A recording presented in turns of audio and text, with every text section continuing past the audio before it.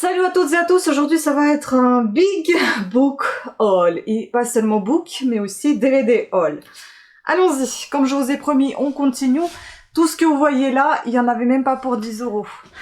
Tous ces livres qui sont au-dessus, ce sont des livres gratuits. Comme je vous ai dit, j'ai passé chez Daileika, chez eux. Il y a des livres qui mettent sur le côté s'ils en veulent plus, s'ils n'arrivent pas à les vendre. Donc on peut s'en servir, je m'en suis servi. Je vais pas vous lire les quatrièmes de couverture de ces livres-là, mais en revanche, les autres que j'ai achetés, je vais vous lire les quatrièmes de couverture et je vais vous donner les prix si vous le souhaitez.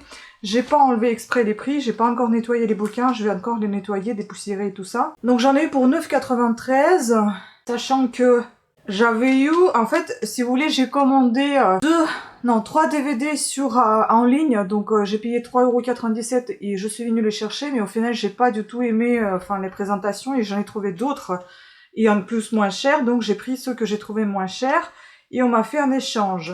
Plus j'ai eu mes 5 € de remise avec la carte de fidélité, donc du coup j'en ai eu pour 9,93 €. Voilà. Donc je vais commencer par les livres gratuits que j'ai récupérés. En fait, je sais même pas où placer cette lampe, j'ai l'impression qu'il y a tellement de lumière. On va se mettre un peu plus loin. Ah là, c'est mieux je pense, parce que je vois que dalle. Ça éclaire tellement, vu qu'il fait nuit déjà. Donc du coup, je suis obligée d'allumer les lumières superficielles. On y va, des livres gratuits. Donc, j'ai récupéré Marie-Reine de Jaham, Les héritiers du paradis. Celui-ci aux éditions Pocket, plutôt en bon état. Ensuite, j'ai pris Elisabeth Adler, L'ombre du destin, aux éditions Pocket également. Pareil, plutôt en bon état. J'ai pris tout ce qui était en bon état, tout ce qui était en très mauvais état, j'ai pas pris. Donc, je sais pas comment on dit, Maeve, Aran, Scène de la vie conjugale, édition Pocket, pareil. Ensuite, Nicolas Evans, Le cercle des loups, un roman, Pocket. Puis ensuite, on part sur J'ai lu. Donc, Nora Roberts, Si tu m'abandonnes. Voilà. Et puis, deux dans le même style, aux éditions J'ai lu, ancienne version. Donc, Lisa Apignanesi, Une femme exemplaire. Et puis, Marcel Bernstein, Corps et âme. Voilà. Bon, je suis désolée, ça reflète beaucoup parce que bon, j'ai à cause des lumières, mais à la fois c'est mieux avec les lumières que sans. Je sais même pas comment s'installer pour que ça soit le mieux possible. Le mieux possible. Je vais tout de suite procéder donc aux livres que j'ai achetés. À la fin, on va retrouver tous les DVD avec lesquels je complète donc les collections que je voulais moi avoir et puis les cadeaux de Noël, comme je vous ai déjà dit. Et comme vous savez, il y a des... quand vous achetez 5 livres, je crois qu'il y a 2 qui sont gratuits. 20 DVD, je crois qu'il y a 10 qui sont gratuits. Enfin, j'ai essayé de faire que ça soit le cas. Bon, j'ai cherché les livres qui me plaisaient et puis après, je voyais si ça allait ou ça allait pas. Donc, soit je m'arrêtais, soit je cherchais encore. Donc, ce que j'ai eu en... je vais vous dire au fur et à mesure. Donc, j'ai pris... on va commencer par tout ce qui est un petit peu dans les livres. Donc, il y a, on va dire, du classique. Et dans le classique, il y a un peu de tout, des romans, un peu de policiers, on va dire. Ensuite, il y aura du roman, voilà. Et puis après, on va donc, je vais vous présenter les DVD. Donc, 99 centimes Hitchcock, c'est les anciennes versions tranches colorées, vous voyez. Celui-ci, donc c'est Hitchcock présente Histoire de mort et d'humour. J'en ai jamais lu Hitchcock ni vu ses films et j'ai envie de connaître un petit peu. Donc celui-ci, Histoire de mort et d'humour. Bizarre, je ne le vois pas. J'ai l'impression qu'il l'a pas passé. Si, il l'a bien passé. Et pourquoi je le vois pas? Ah, si, donc celui-ci m'a été offert du coup. Donc, combien de pages nous avons? 318 pages. Je vais barrer de suite, sinon on va s'y perdre. Lorsqu'il a entrepris de constituer ses anthologies, Hitchcock a toujours eu pour grand principe d'y mêler l'humour à la mort. Ici, une fois de plus, il réussit à donner une saveur incomparable à ce grisant mélange en y incorporant deux meurtres impossibles. Le pont de verre de Robert Arthur et Les assassins n'ont pas d'aile d'Arthur Porges, ainsi que quelques variations sur un thème dû à C.B. Gifford. Et le tout vous est servi à l'heure du perroquet avec un zeste de prophétie. Aussi nul doute que, en refermant ce volume, vous pensiez comme Henry Slezar. complément au chef. Donc en fait, il y aura plein de petites nouvelles, je pense. Voilà, si j'ai tout bien saisi. Ensuite, nous avons donc dans les classiques, ils sont pas encore nettoyés. Hein. Quand ils seront nettoyés, évidemment, je vais enlever au fur et à mesure les étiquettes. Je les ai laissées exprès pour ne pas confondre les livres que j'ai récupérés gratuitement et ceux que j'ai passés en caisse. Donc Voltaire, l'affaire du chevalier de la barre. Vous savez, j'aime beaucoup cette petite collection à 2 euros. Bon, celui-ci, il a coûté 99 centimes. Certes, ça fait moitié prix, mais il est quasi neuf. Donc voilà, je l'ai pris. Et je pense qu'il m'a été offert également l'affaire du chevalier de la barre. Donc celui-ci, il a été gratuit. Donc génial, quoi. Alors, précédé de l'affaire du chevalier de la barre a précédé de l'affaire Lally. Édition établie et annoncée par Jacques Van Den Heuvel. Donc, Abbeville, 1765. Le chevalier de la barre est accusé d'avoir profané une statue du Christ. Je pense que c'est un peu glauque, mais ce qui est intéressant, c'est la fin de ce résumé. Victime d'un règlement de compte, condamné sans preuve et au mépris de la loi, le jeune homme est torturé, décapité et brûlé avec entre les mains un livre interdit. Le dictionnaire philosophique d'un certain Voltaire. Directement mis en cause dans cette affaire, Voltaire s'insurge et utilise ses meilleures armes pour dénoncer l'injustice. Sa plume. Génial, franchement, même pas 200 pages, un petit peu, enfin 113, un petit peu plus de 100. Voilà. Ensuite, Bonne année, dit Réveillon littéraire. Je pense que je vais commencer à le lire parce que ça tombe très bien dans l'ambiance, ça commence. Donc je l'ai payé 99 centimes, celui-ci. Tout ça, c'est aux éditions Folio, évidemment. J'ai même le papier de la personne. Il faut regarder s'il n'y a pas un billet quelque part d'entre les pages, comme toujours je le dis. 102 pages ici, pas beaucoup non plus. Hein. Donc, quelle meilleure manière de commencer l'année qu'en compagnie de plus grands auteurs. Que ce soit dans un appartement moscovite avec Ludmila Ulitskaya, dans le décor d'une ville de Flandre avec Georges Simenon, ou dans un club parisien avec Louis Aragon. Le nouvel an promet d'être inoubliable. Dans la nuit, Aurélien aperçoit le pâle rayonnement des chiffres de sa montre, minuit. Il y a une sorte de joie noire qui enveloppe les êtres perdus, séparés de ne plus voir, une bousculade qui se cherche, des cris, des rires, la voix vénitienne du gros Lully, en anglais. Happy New Year, Happy New Year. Oh, j'ai hâte. Voilà. Puis, donc, dans la même série, hein, c'est encore Voltaire. Ah bah tiens, j'ai pris 2 Voltaire au final. Hein. Donc, Voltaire, le monde comme il va. Et autres contes. Bah, les contes, vous savez que j'adore. Donc, 99 centimes. Est-ce que je l'ai payé ou est-ce qu'il m'a été offert? On va regarder ça. Celui-ci, je l'ai payé. Nous avons ici 102, 103 pages. 105. Vraiment. Mais 9, hein, vous voyez, c'est franchement génial. Donc, Babouk est envoyé par un génie pour observer les habitants de Persépolis, ville où règne le luxe et les excès. Oscillant entre méfiance et fascination, le jeune homme découvre un monde de plaisir, mais aussi de fourberie et de médisance. Or, de son compte rendu dépendra le sort de la capitale des Perses, capitale qui n'est pas sans en rappeler une autre. Avec une ironie mordante et une langue acérée, Voltaire dénonce les travers de son époque. Ou est-ce de la nôtre? Voilà, super sympa à lire. Ensuite, on passe à tout ce qui est roman. Mais regardez-moi ça, il est neuf. Il est neuf avec son petit ruban là. Franchement, 8,59. Hein. Donc moi, je l'ai payé 99 centimes. Je ne connais pas du tout cette autrice, mais je vous avoue, là, j'ai craqué parce que c'était un livre neuf et je l'ai pris. Donc ici, nous avons les héritages de Cassandra.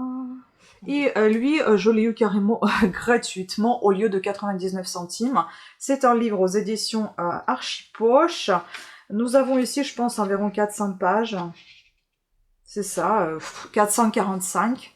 Donc, Anna Jacobs, l'héritage de Cassandra. Par auteur, Le destin de Cassandra et Cassandra et ses sœurs. Ah, ça doit être un 3e. Oh, flûte, je me fais toujours avoir. 3 millions d'exemplaires vendus.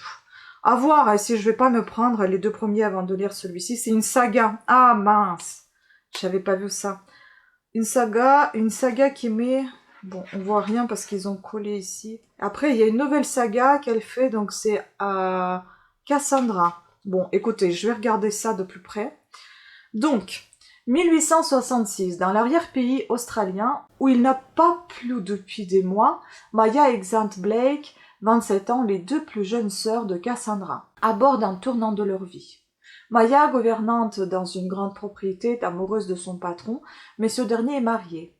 Xant, de son côté, n'a qu'une idée, retrouver son Lancashire natal. Lancashire, peut-être, je sais pas. Les jumelles qui ont toujours vécu ensemble parviendront-elles à prendre la bonne décision? Quitte à accepter d'être séparées, à moins que l'arrivée d'un inconnu ne chamboule leur projet. Le destin parfois peut vous transporter bien au-delà de vos rêves. Née en 1941, Anna Jacobs a grandi dans le Lancashire avant de partir vivre en Australie. Auteure de nombreux romans, elle a reçu l'Australian Romantic Book of the Year en 2006. L'héritage de Cassandra est le 3e volume d'une trilogie incluant le destin de Cassandra et ses sœurs, Archipoche 2019-2020. Donc il faut que je me procure les 2 premiers avant de lire le 3e, sinon ça n'a pas de sens. Bon, écoutez, j'ai pas lu par contre que c'était une saga. Ensuite, j'ai pris donc les best-sellers. C'est un roman historique, best-seller historique. Est-ce que ça fait partie de la vraie histoire ou inventé? Donc aux éditions, c'est marqué Sélection Moi. Ah oui, c'est aux éditions best-seller en fait, je connais pas du tout. La fausse mariée de Margaret Moore. Très jolie couverture. Et celle-ci, je l'ai eue gratuitement au lieu de 99 centimes. Franchement, c'est pas mal ces offres. Alors, Midlands, 1204. Là, j'ai pris vraiment des romans historiques, hein, très lointains. Hein. Donc, pour remercier l'ombrageux inconnu qui lui a sauvé la vie alors qu'elle était attaquée par une bande de brigands, Lady Elizabeth d'Averett est prête à tout, ou presque. Car lorsque le prétendu sire Olivier lui demande son aide pour infiltrer le château de Wimmark, l'une des forteresses les mieux gardées de la région, Elisabeth hésite. Certes, Olivier défend une noble cause, il veut libérer son frère retenu prisonnier injustement par le cruel Wimmark, mais son plan est aussi risqué qu'indécent. Comment pourrait-il se faire passer pour mari et femme alors qu'ils se connaissent à peine? D'autant qu'un tel mensonge les obligerait à une intimité intolérable pour une lady de son rang. À propos de l'auteur, donc la notoriété de cette passionnée d'histoire médiévale dépasse aujourd'hui largement les frontières américaines. Ses romans publiés dans le monde entier figurent régulièrement parmi les meilleures ventes du prestigieux USA Today. La fausse mariée est le 6e roman, mais c'est pas vrai, de Margaret Moore, publié dans la collection best-seller. Mais j'espère que c'est pas une saga. Oh non! Non, je vais voir ça, mais enfin, ça m'énerve.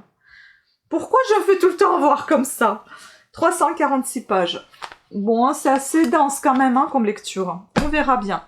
Ensuite, j'ai pris Yann Kerlo, L'échiquier de la reine, 99 centimes, qui me semble m'a été également offert. Non, celui-ci, je l'ai payé. Donc, L'échiquier de la reine, aux éditions Pocket, très très dense, hein, et il fait à peu près 600 pages. Hein. Regardez-moi comment c'est écrit, vraiment bien rempli. Hein. Donc, c'est un roman. Elle était la reine la plus puissante de son siècle. Elle a décidé d'être libre. Moi qui est fan de tout ce qui est Scandinavie, on va la retrouver ici. Donc, quel est le prix de la liberté? Pour Christine, ce sera le trône de Suède, auquel elle renonce le 6 juin 1654. On est encore très très loin dans l'époque. Elle part voir Paris, puis Rome, à la rencontre des plus grands esprits de son temps. Mais on ne fuit pas son destin. D'amour en intrigue politique, celle qui fut reine va croiser la route de Mazarin et du pape, et avec eux prendre part à une partie d'échecs à l'échelle de l'Europe. Voici la vie incroyable d'une femme courageuse, passionnée, moderne, Christine de Suède.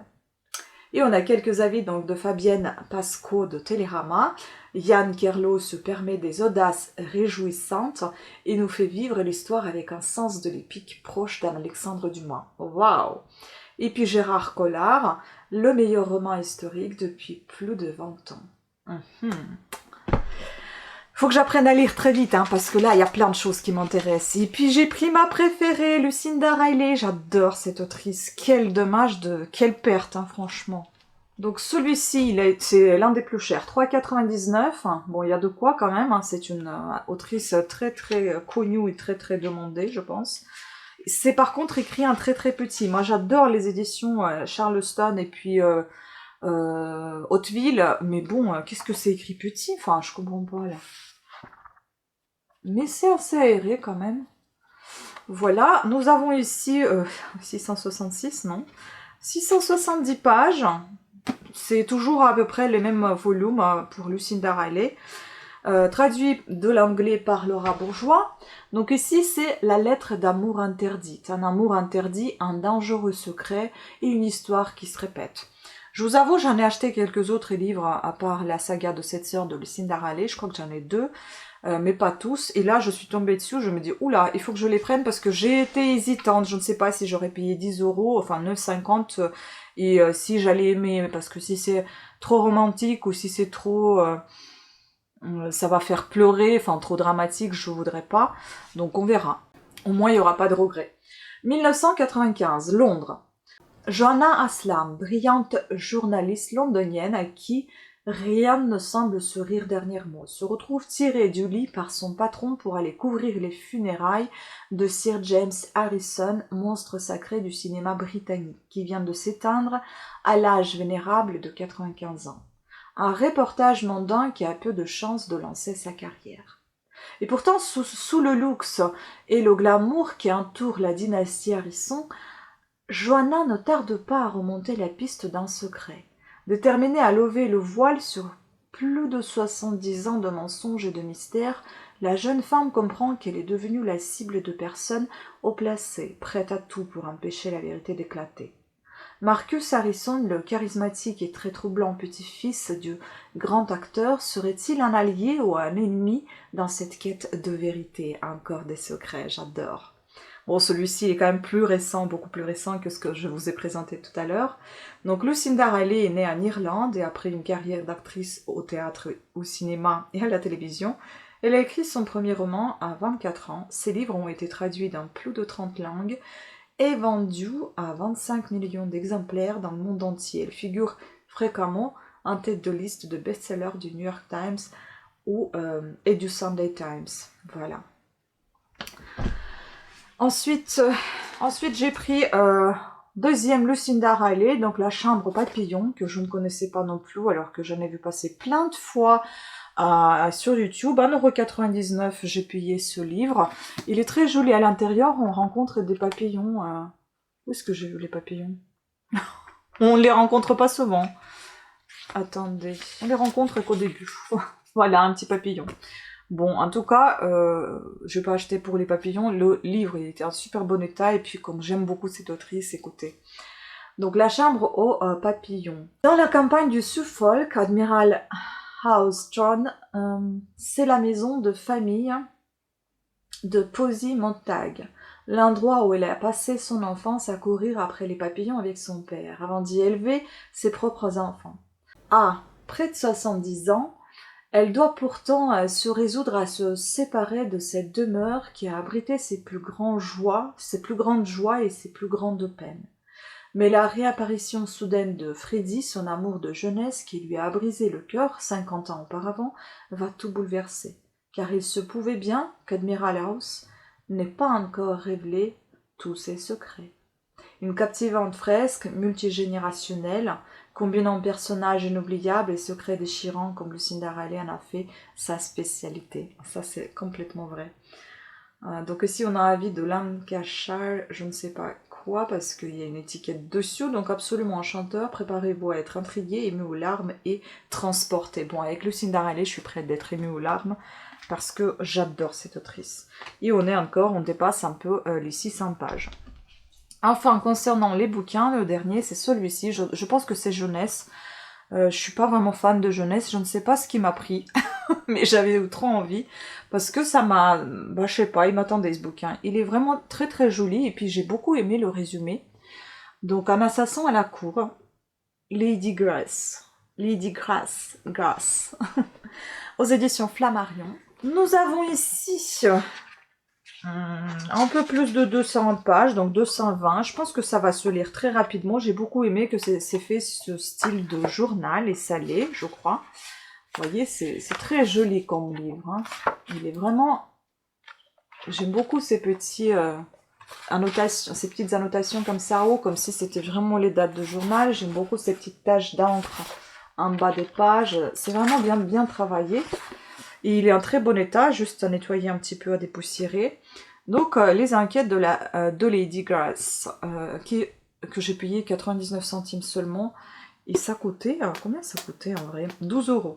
Sir Gérald a été assassiné, cette nuit dans le palais même, d'un coup de poignard dans le dos. L'homme que l'on a arrêté ce matin est innocent. J'en suis sûre. Je vais trouver le véritable coupable. Foi de Lady Grace.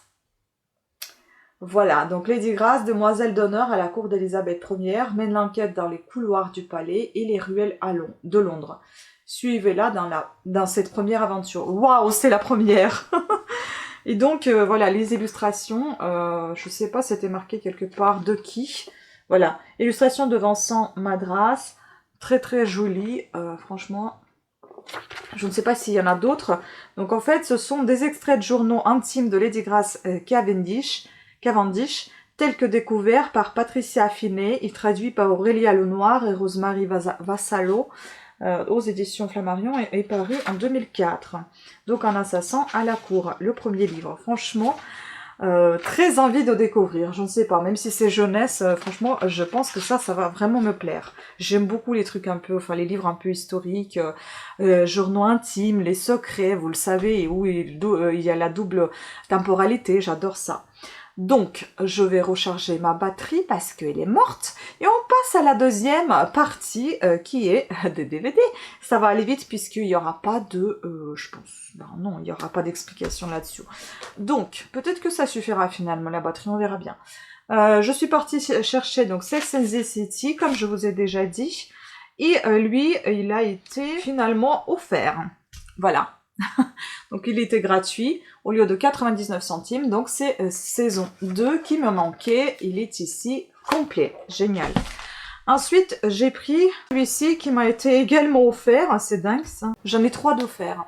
99 centimes aussi que j'ai eu en cadeau. Donc Le fabuleux destin d'Amélie Poulain et Le monde d'Amélie. Il y a 2 CD. C'est un supplément, en fait, je connaissais pas. J'adore la musique de Yann Tiersen, je crois que il s'appelle, cette musique, c'est... En fait, c'est... Moi, je suis pas très fan de garder les DVD, mais les DVD de type classique, les films qui sont très connus et qui sont bons, moi, je veux bien garder, vous voyez, c'est vraiment très joli, donc ça sera pour un cadeau, je pense, encore pour mon chéri, enfin, ça sera pour nous deux, de toute façon, parce que lui, il a jamais vu ce film, et je pense, enfin, je sais pas s'il va aimer, mais moi, en tout cas, je l'adore. Ensuite, il y avait un autre qui m'a été offert avec les autres DVD que j'ai achetés. Donc, c'est celui-ci. Au lieu de 99 centimes, il était gratuit. Arsène Lupin. Voilà. Comme j'en ai beaucoup de livres d'Arsène Lupin, comme vous savez. D'ailleurs, je vais avoir mon petit deuxième coffret en cadeau. J'adore, je vais vous présenter ça après Noël, bien évidemment. Puis, donc, j'ai payé The X-Files. J'ai pris le film à 1,99 €. Il est neuf, sous plastique encore. Hein, donc, par contre, j'ai même pas regardé s'il était en français ou en anglais.